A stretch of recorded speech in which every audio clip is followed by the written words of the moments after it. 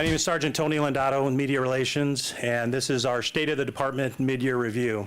I'd like to take a moment to recognize some of our esteemed guests, Mayor Scott Smith and Councilman Dennis Kavanaugh, who also chairs our Public Safety Committee. In a moment, Chief Milstead is going to take us through a PowerPoint, a short one, going over some of the successes of 2013 so far this year. And then at the end of that, we're going to open up for some general questioning. And if you'd like a one-on-one interview with anybody regarding any of these highlights, pretty much in the room we have someone who can give you a one-on-one interview in more detail about any of the cases that we're about to talk about. So with that, I'll introduce Mayor Smith. Thank you, Tony. It's always a pleasure of mine, and speaking on also a little bit on behalf of Councilmember Dennis Kavanaugh, who is the chair of our Public Safety Subcommittee on our council, to celebrate some of the successes we enjoy through what we believe is the finest police department in Arizona. We're just a tad bit biased, but we think that every quarter and year when we get together that the numbers prove this out, that our Mesa Police Department is doing some great work in the city of Mesa. When crime statistics edge downward, when our citizens are safer, it's not an accident. It's because of dedicated men and women, professionals who work every day and every night to try and protect us, and they really do protect and serve us. So we're proud of our police department. We always know that we're working against a standard which sometimes is nearly impossible, which is zero crime. But we're going to get as close as we can, and I think today, as the chief talked to you about some of the successes we've had, look closely, because these aren't earth-shattering news, but in the sense they are to us, because they are great examples of good police work that's done day in and day out. Police work that doesn't always come off as you see on the TV shows, but the TV shows don't make us safer. And the Mesa Police Department and the men and women of that do make us safer. So we are happy to see that our crime statistics are down. They continue a downward trend, which has started years ago, based on the work that our police department is doing. We also have successes in areas that people may not understand or may not have expected, and I'd like to welcome Councilmember Chris Glover, who represents this district, the downtown district, as well. And also, we continue to improve in what we're doing, not only in the city as a whole, but in individual areas. And the chief will also cover some of the successes in some of our different precincts. We're excited about the success. We're excited that we have new facilities coming on board, which we'll talk about later, not today, but later, and that will continue to increase the efficiency and the effectiveness of the Mesa Police Department. So I'll now turn it over to Chief Frank Milstead, who will go over the specifics. Thank you, Mr. Mayor. 3.5 years ago, when I was hired as the police chief for the city of Mesa, our mayor spoke a lot about building a better Mesa, and it was about bringing economic growth to the city of Mesa, about making it a place that everyone was proud to live. My commitment to him and to the council at the time was to make this a safer Mesa. And I think we're going to show you some numbers that are going to prove that we're on the right track. Albeit this is a never-ending job, the challenges continue day in and day out to make this a safe place to live, because the criminal element is always out there and trying to work to perpetrate some crime against you. We're out there trying to stop that. If you look at our overall crime numbers over the last 5 years, which are up on the PowerPoint, you'll see that our overall crime over the last 5 years is down 43%. That's not an accident. That was a design in our policing model. One of my predecessors brought CompStat, which was a computer statistic program, to the city of Mesa, and we use CompStat as a way to deploy the resources or the assets of this police department. When I arrived, we brought in officer accountability as well as that with the CompStat model, and we overlapped the two. Almost the idea of bringing the officer accountability, the crimes where they're occurring, and overlaying those on top of each other, and working a little bit in the area of what we refer to as maybe hotspot policing, where we're making sure that our assets are deployed in those most highly contentious parts of the city when it involves crime. If you look at violent crime, it's down 17%, and property crime, which really property crimes drive a lot of crimes within the city, just like drug crimes do, those are down 45%. Huge numbers over a very short period of time. There's many reasons for that, but you have to first and foremost give credit to the men and women of this police department who, albeit we are in a very lean staffing model, continue to work endless hours to keep this community one of the safest major cities in the nation. Probably in my lifetime, and I'm a native Arizonan, the biggest tragedy that I can think of was what happened up in Yarnell several weeks ago, where 19 firefighters were killed fighting a fire. During that time, those fires put incredible stressors on the system of policing as well.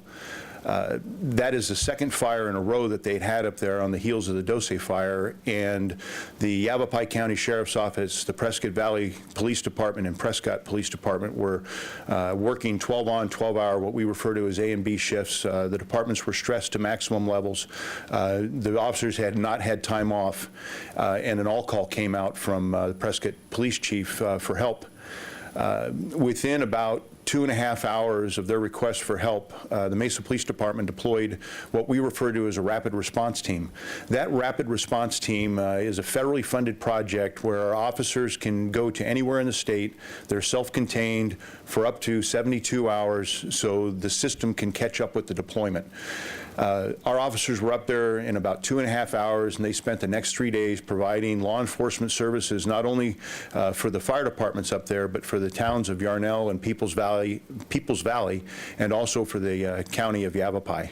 An incredible response by the men of this police department, and one of the moments that I am truly most very proud of is to see the way that they worked and integrated themselves into the system that existed up there during that time period. We've had some successes in each of our districts. We went to what we refer to as a geographically based crime deployment model, along with the help of the Maricopa County's Attorney's Office, who did a geographically based prosecution. We're able to take certain sections of our community that are high crime areas or problems with crime and blight, and we're able to target those with city resources, state resources, and the police department itself. This morning actually was the culmination of one of those projects, which was Operation Mainline. Operation Mainline netted 587 arrests, and this morning the city of Mesa arrested the 4 key players in that particular crime trend, along with we applied constructive liens on 2 hotels, the Colonnade and the Miles Hotel on East Main, that were involved in the trafficking of stolen property. Lieutenant Dan Butler is here, and he will talk to you all about that at the break and be able to give you a lot of information. It was a big operation for the Superstition District, and it will again impact those property crimes and drug-related crimes in the area. We also had another one out in the Superstition area, and that was Operation Island Retreat. In the city of Mesa, especially on our eastern border, we have many county islands. There are criminals that find refuge on those islands where they think they can hide from us and perpetrate crime in the city of Mesa and then retreat back to those islands. With the help of the Maricopa County Sheriff's Office, the Pinal County Sheriff's Office, the Apache Junction Police Department, the County Attorney's Office, and our City Attorney's Office, we have been able to impact those islands, again, making 362 arrests. You're going to hear us talk a lot about career criminals and targeting the right people. That's what we do to really have an incredible impact. When you say, well, what's a career criminal? What does that mean? A career criminal is somebody that wakes up in the morning and all they do all day long is figure out ways to commit crimes and do things. Property crimes, drug crimes, identity theft, steal cars, bicycles, whatever it is, and that's how they fund their day, by stealing things from you and I. That drives the crime numbers in the city. Out of our metro, which is where our organized crime bureau is, we had another success story. We had a group of Asian suspects that were going around and stealing the blank gift cards from retailers. They then had the capacity to turn those blank retail cards into dollar value. They would purchase items to the tune of almost $1 million at Home Depot. I think it was $940,000 worth of items stolen from Home Depots here in Mesa and other areas in the East Valley, which is a huge economic impact on our communities. And then they refund those items that they purchased for dollar value. That, again, we finished that investigation. We seized 4 homes that they had used the proceeds of their criminal activities to purchase. We found 1,000 of the unused gift cards. We charged them with racketeering, and there were 45 arrests involved in that operation. Again, targeting career criminals, targeting the right people at the right time. Out of Central Patrol, we've had a series of arsonists. One of them was a guy by the name of Myron Johnson, and Myron was arrested weeks ago and charged with 16 counts of arson. We also did a Salt River cleanup. There was a lot of transient population living in the Salt River just adjacent to the new Cubs facility. They had been doing commercial burglaries, commercial thefts, stealing copper and other items from the construction sites there and around that facility.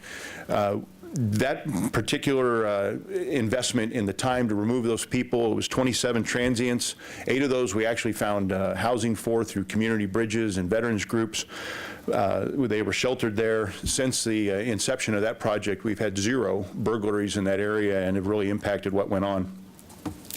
Another area that's kind of an unsung hero in the Mesa Police Department is our Mesa Family Advocacy Center, formerly the Center Against Family Violence. They are responsible for many different areas of the department, but through their diligence and their effort working cold cases, one of the cold case arrests that we had was a kidnapped sexual assault suspect of a 14-year-old girl. We ended up getting a DNA hit on this particular suspect who was incarcerated in Tennessee. He was a registered sex offender in Tennessee for aggravated sexual battery of a 16-year-old. And when his sentence is finished in Tennessee, he'll be extradited to Arizona, where he'll be tried and serve time for the crime that he committed here in 2002. Also, as a community outreach, we did the Take 25 event, and that's where we were able to fingerprint kids and get them identified. So if they are abducted or they become a victim of a crime, their parents have records of that are important to our law enforcement efforts. It's really a family safety event and fingerprinting event that the Advocacy Center puts on. Out of our Red Mountain District, which is probably the lion's share of the population of the city of Mesa, it's our biggest patrol district. We did Operations Four Corners, and that addressed a bunch of burglaries that had been occurring in the southwest portion of the district. It netted 151 arrests. We'd contacted 202 people, and we'd seen a 25% reduction in Part 1 crimes and 45% increase in our arrests. Again, targeting career criminals, arresting the right people at the right time. Again, there was a serial arsonist that we talked about a couple months ago. It was a series of about 7 kids, young men, I wouldn't say kids, that had a propensity to want to burn things. They were also involved in the drug trade. That was about $850,000 in property. One of those was an occupied structure, which we were able to put out and get people out before anybody was harmed. It netted 7 arrests out of that project. Another thing that just happened, which is, again, a big deal, and I can't tell you how important these cases are to us as an organization, as a community, and this is another cold case, and this is a homicide arrest from 1980, so it's 33 years old. And you have to think about that just a little bit in perspective. That's probably 3 generations of detectives in this police department that have worked this case over the years to finally identify the suspect and take him, well, actually file charges. He was already in custody. The suspect was Angel Bello, 76 of 65. He was 14 years old at the time he committed the crime, and he killed a 14-year-old victim, Tina Reed, who was found dead in a construction ditch on January 21st, 1980. He was able to be connected to the crime through DNA. Advances in DNA technology allowed for this to happen. And again, I have to compliment our county attorney, Bill Montgomery. Under his leadership in that organization, we were able to drive this case through the system, make the identification, and get the charging done. We met no resistance. It was an incredible partnership between the detectives and the county attorney's office to finally charge this suspect. He will be he's serving 17 years now in prison. He was the real estate rapist from 1986, 1987, and I think that happened in the city of Chandler.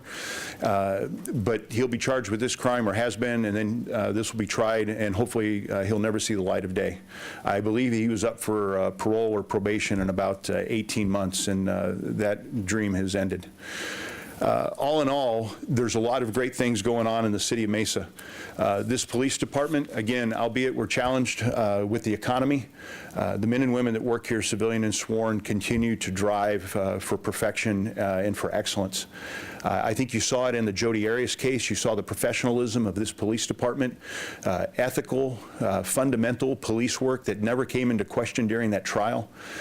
This department is transparent. We try to include you, the media, and everything, and we try to make sure that we put our citizens first when making decisions that impact the city. I couldn't be prouder to lead this organization and try to continue to hold up to my end of the deal when the mayor asked me to be the police chief, and that was to try to make this a safer city. And with the help of everybody in this organization, I think we're showing that we're doing exactly that. If you have any general questions, I'll answer them. If you would like to get into specificity, I'm going to take a break, and then I'll let you meet the people that are responsible for these areas that we addressed and let you talk to them one-on-one.